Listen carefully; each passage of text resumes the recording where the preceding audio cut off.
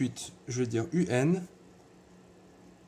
est croissante si quoi? Ben, si UN plus 1 est supérieur ou égal à UN pour tout n appartenant à n. Alors bon, encore une fois, j'ai un peu insisté dessus. Si, tu vois, alors c'est quoi la différence entre... C'est quoi le lien entre ce terme et ce terme? Bah, lui, il vient après celui-là. Tu vois, le n plus 1, c'est la page n plus 1. Et ça, c'est la page n. Donc en gros, vu que c'est vrai pour n'importe quelle valeur ici, pour que ce soit 2, 4, 1000, n'importe quoi, bah, j'aurai toujours ici un terme plus grand que celui-là. Donc ça, ce sera toujours le terme d'après que celui-là. Donc, à la page n plus 1, ce qui aura marqué, donc le chiffre qui sera marqué à cette page, sera toujours plus grand à ma page précédente. Ouais? Ok. Alors maintenant, on va analyser ça de manière un peu plus concrète. Donc, cette inégalité, en fait, on peut l'interpréter de deux manières. Alors c'est assez simple ce que je vais faire là. C'est un constat assez simple, mais ça va vraiment te permettre de réussir beaucoup plus facilement tes exercices. Donc tu es d'accord que maintenant, si on part du principe que ça c'est une égalité, donc ce qui est le cas, lui je vais le passer de l'autre côté. Donc j'ai un plus 1 moins un est supérieur ou égal à 0. D'accord? C'est le premier constat. Maintenant ici, je vais juste supposer que un est supérieur ou égal à 0 pour tout n. Et qu'est-ce que je vais faire? En fait, je vais diviser ici, lui par lui. Donc je vais avoir un plus 1 divisé par un est supérieur ou égal à combien? Bah, un divisé par un, donc quand on divise quelque chose par la même chose, ça fait 1. Donc voilà. Donc là, en fait, j'ai vraiment ces deux interprétations qui sont les mêmes, mais en pratique, c'est un peu différent. Donc, quelle est la grande différence entre ça et ça? Ben, la grande différence, c'est le signe, en fait.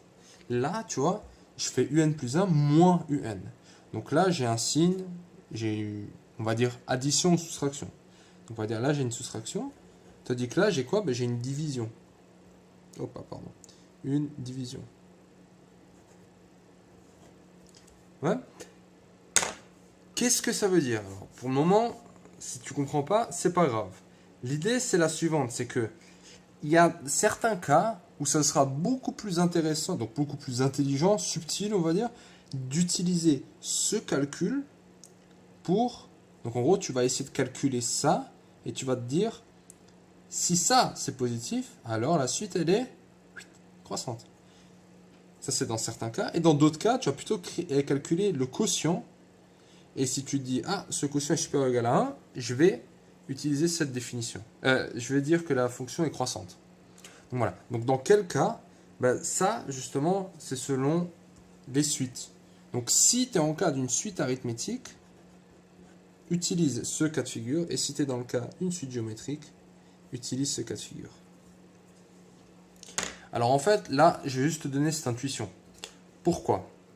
Parce que ça, en fait, c'est l'idée du résultat que tu obtiens avec un théorème. Le théorème, il est très simple. Le théorème, c'est le suivant. Donc le résultat. C'est que si un est une suite arithmétique, donc on sait quoi?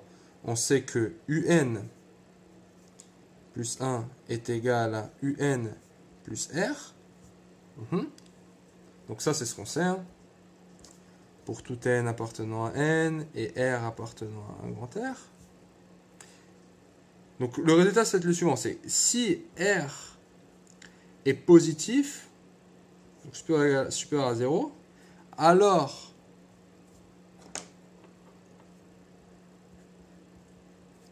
la suite est croissante. un est croissante. Si r il est strictement inférieur à 0, alors un est décroissante. Et si r égale à 0, Bah, ce qu'on peut dire, allez, on peut dire alors. Donc là, c'est ici. UN, elle est ni croissante ni décroissante, c'est constant. Constante. Donc ça, c'est le résultat. Donc en gros, tu peux très bien te dire, ah oui, il suffit que je fasse, bah, j'ai une suite arithmétique, je regarde le signe. Ça, au final, c'est juste une analyse de signe. Le signe de la raison. Et ça me permet de savoir si j'ai une suite croissante, décroissante ou constante. Ça, c'est le résultat. D'où il vient? Ben, il va venir de cette définition. Parce que regarde là, dans une suite arithmétique qui est définie comme ça, ben, si je fais un plus 1 moins un, ce que j'ai fait ici, ben, ça c'est égal à R. D'accord? Un plus 1 moins un est égal à R. Donc en fait, ça, c'est comme si je disais là, c'est égal à R. Donc si R est positif, j'ai un truc croissant.